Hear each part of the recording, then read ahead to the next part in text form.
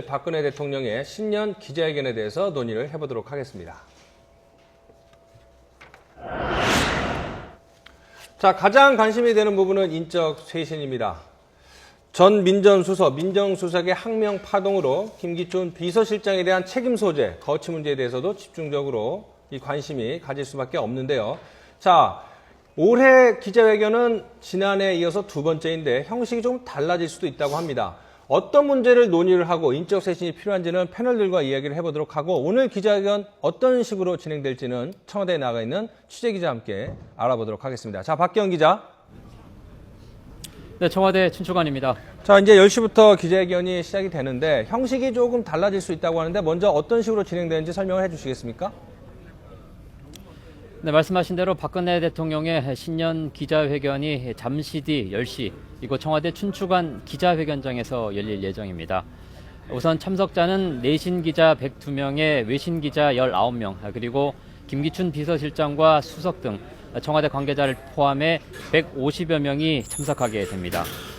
우선 담화에서는 경제개혁 3개년 계획과 노동, 금융, 교육, 공공 등 정상화 개혁을 강도 높게 추진하겠다는 의지를 나타낼 것으로 보입니다.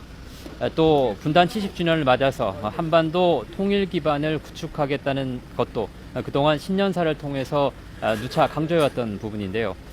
하지만 남북관계 개선과 관련해서 새로운 파격적인 제안을 하기보다는 북한의 진정성 있는 태도를 강조하거나 낮은 단계부터의 협력 관행을 쌓아가자는 것을 강조하는 등 원칙적인 입장을 거듭 강조할 것으로 보입니다. 무엇보다 말씀하신 대로 가장 관심은 청와대 인적 쇄신에 대한 부분입니다. 청와대 문건 유출 파문에다가 김영한 민정수석의 항명 사태까지 있었던 만큼 유감 표명, 박근혜 대통령의 유감 표명이 있을 것으로 예상이 됩니다. 하지만 수위가 어느 정도일지, 그리고 구체적인 인적 쇄신안을 내놓을지에 대해서는 여전히 관심사안입니다. 자, 박기영 기자. 이번에 기자회견은 미리 기자들의 질문 내용을 파악을 하지 않겠다고 했는데 실제로 그렇게 진행이 될 것 같습니까? 네, 그 부분에서는 그렇습니다. 하지만 대체적으로는 지난해와 비슷할 것으로 보입니다. 우선 지난해와 마찬가지로 박근혜 대통령이 15분에서 20분가량 새 국정 운영을 담은 담화를 먼저 발표할 예정이고요. 그 다음에 이어서 내외신 기자들의 질문에 질의응답이 이어질 예정입니다. 질의응답을 포함해 1시간 30분 정도 예상이 되지만 10여 분 정도 더 길어질 가능성도 있습니다. 형식적인 면에서 지난해와 달라진 점은 우선 질문 기자 수를 지난해에는 12명이었지만 이번에는 15명에서 16명가량으로 늘린 점입니다. 그리고 말씀하신 대로 기자들의 구체적인 질문 내용도 사전에 공개되지가 않았습니다. 또 좌석 배치도 지난해에는 책상에 노트북을 놓고 하는 기자회견장 방식이었다면 이번에는 의자만 배치해서 대화하듯이 질의응답이 진행될 예정입니다. 잠시 뒤 10시면 박근혜 대통령의 신년 구상과 현안에 대한 입장 등 구체적인 윤곽이 드러날 것으로 보입니다. 지금까지 청와대 춘추관에서 YTN 박기현입니다.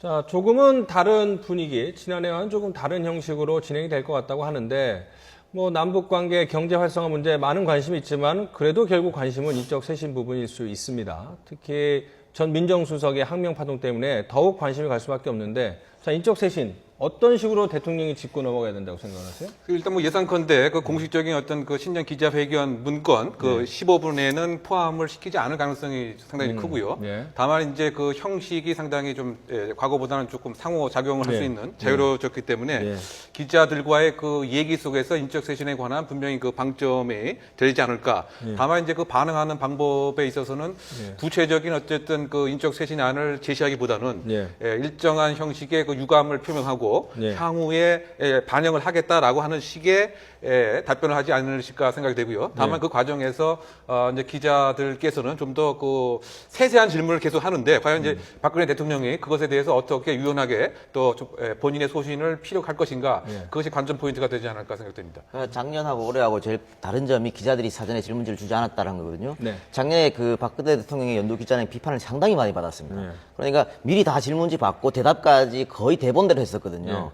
그렇게 했기 때문에 작년에 박근혜 대통령이 계속 소통을 이야기했었는데 연두 기자회견은 소통하고는 전혀 상관이 없었던 대통령이 혼자서 그냥 어떻게 보면 연기한 것밖에 안 되는 거거든요. 그래서 기자들까지 덩달아서 같이 욕을 먹었지 않습니까? 그렇죠. 예. 기자들도 그런 거예요. 뭐, 2013년이죠. 재작년에 온통 1년 내내 국정원 대선 개입 문제로 시끄러웠는데 그런 중차대한 문제들은 안 물어보고 가십거리 대통령 퇴근 후에 뭐 하시냐고 이런 거 물어서 다 욕 얻어먹었지 않았잖아요. 그러니까 이번에 아마 그런 또 문제 제기를 받고 싶지 않아서 이번에는 형식을 좀 바꾼 것 같은데 그렇다면은 분명히 이번에 그 질문에서 인적 쇄신이라는 문제가 분명히 나올 거란 말이죠. 또 대통령이 이 연두 기자를 위해서 한 이틀 동안 시간을 빼서 나름대로 준비를 했다 그러니까 과연 그러면 국민들이 원하는 만큼의 어떤 인적 쇄신안을 이야기할 것인지 아니면 그냥 두리뭉실 넘어갈 것인지.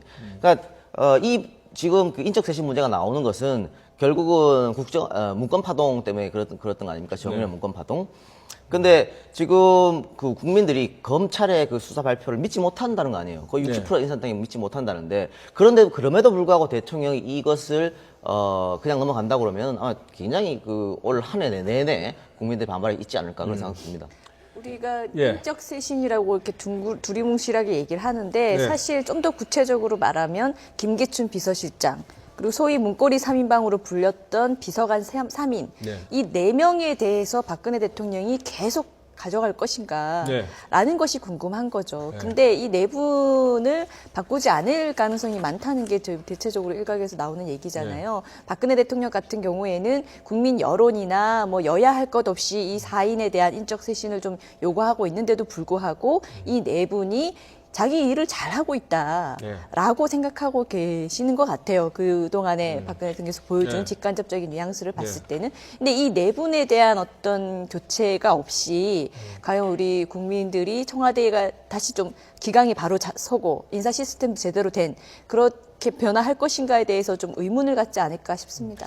예, 그리고 사실은 지금 강 변호사님 말씀하신 대로 그 여론은 지금 사실 어느 정도의 인적 쇄신을 기대하고 있고 또 지금 바라고 있는데 사실은 그 대통령께서는 본인 스스로는 인적 쇄신 필요성이 없다. 그럴 생각이 없다라는 입장일 수도 있어요. 그래서 뭐 좀 더 이따가 들어보면 알겠지만 사실은 그 지금까지도 이제 비서실장 포함해서 문고리 4인 방행을 지키고 계속 왔는데 이제 와서 여론이 조금 변했다고 해가지고 바꾸면은 본인에게도 굉장히 좀 타격이 되고 본인 스타일에 좀 안 맞는 것 같거든요, 사실은. 그렇다면은 이번엔 끝까지 다시 갈 수도 있겠고 또한 설령 비서실장 등이 사의를 표명한다고 내부적으로 했다 하더라도 오히려 대통령께서 말리고 같이 갔을 수도 있기 때문에 이번에 또 누구누구 찍어서 바꾸겠다 하는 표현을 구체적으로 하는 것 자체도 사실은 모양새가 좀 이상하거든요. 그렇기 때문에 글쎄 내용상 뭐 엄청난 내용이 없기 때문에 오히려 형식적으로라도 이제 좀 어떤 반영을 해준 게 아닌가 그런 짐작도 할 수 있겠는데 구체적인 내용을 좀 들어보고 싶습니다. 자, 내가 만약에 기자라면 어떤 날카로운 질문을 할지 한번 생각을 한번 해주시기 바랍니다. 지금 이제 대통령께서 뭐 주말에도 여러 고민을 했겠지만은 어쨌든 지난주 금요일 날 항명 상태가 있어서 돌발 변수가 하나 추가가 됐습니다. 어떤 것들인지 한번 살펴볼 텐데요.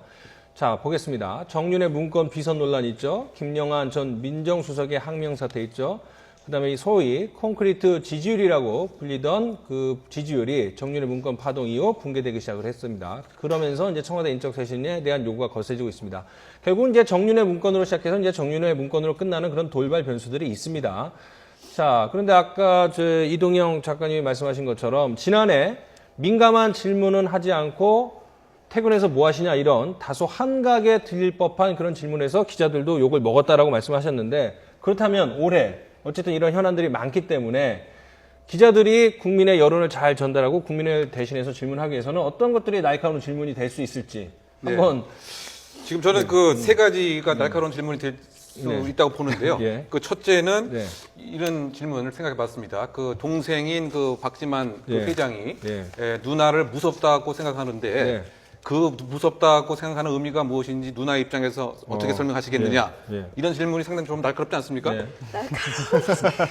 그다음 그런가요? 그냥 두 번째는 그 뭐 지금 인사와 관련돼서 뭐 일부 보도에 의하면 대통령께서 수첩을 꺼내면서 이제 문체부 인사와 관련돼서 이 사람들 참 나쁜 사람이라고 이렇게 보도가 되었는데 그것의 진짜의 의미는 무엇인지 그 나쁘다고 하는 의미는 누가 말씀을 한 건지 이것에 대해 설명을 부탁한다.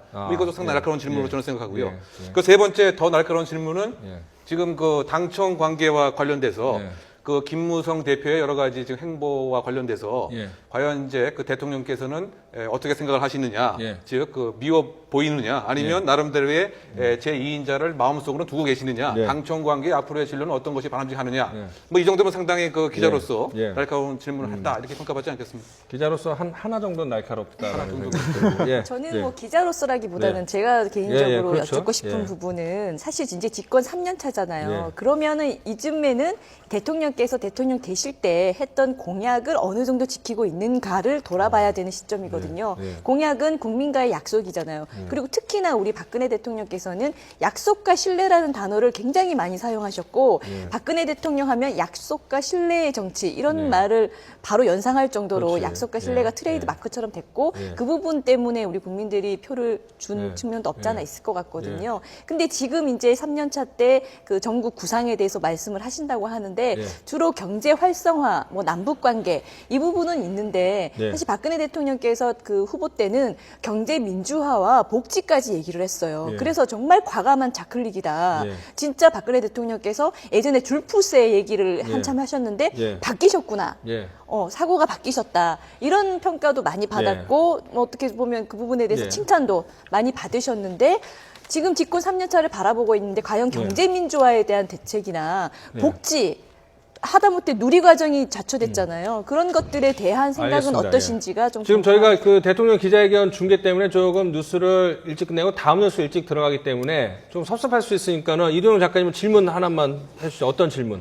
그래서 저는 역시 뭐 인적 쇄신에 관해서 꼭 물어보고 싶거든요. 그러니까 대통령께서 사실은 그 전에 위기에 있을 때 항상 큰 인적 쇄신을 보여줬어요. 예. 천막 당사 시절이라든가 대통령 선거 전에 비대위원장 시절 할 때. 근데 대통령 돼서 바뀌었다는 이야기를 많이 합니다. 아까 손 변호사님이 대통령 스타일상 뭐 김기춘 비서실장이나 문고리 4인방을 해임하지 않을 것이라 얘기했거든요. 누구나 다 이렇게 생각해요. 그 대통령이 바뀐 거 아니냐지. 대통령 전임 되고 나서 대통령 되고 나서 바뀐 거 아니냐. 네. 거기에 대해서 어떻게 생각하시냐 한번 묻고 예. 싶습니다. 자, 손 변호사님 짧게. 예. 저는 청년 실업과 네. 저출산에 대해서 대통령이 어떤 생각하고 있는지 궁금합니다. 예, 알겠습니다.